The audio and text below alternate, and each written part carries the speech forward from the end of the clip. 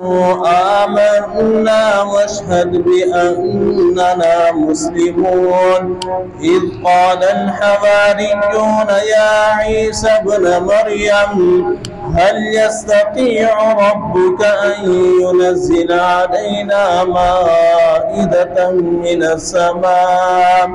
قال اتقوا الله إن كنتم مؤمنين. قالوا نريد أن نأكل منها وتطمئن قلوبنا ونعلم أن قد صدقتنا ونكون عليها من الشاهدين.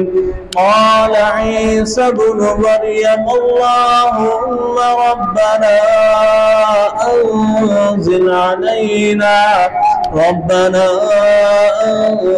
علينا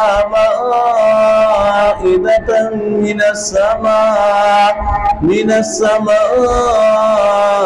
تكون لنا عيدا لأولنا وآخرنا وآية منك وارزقنا وأنت خير الرازقين.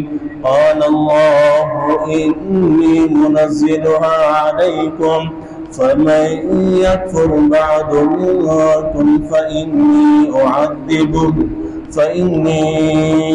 أعذبه عذابا لا أعذبه أحدا من العالمين.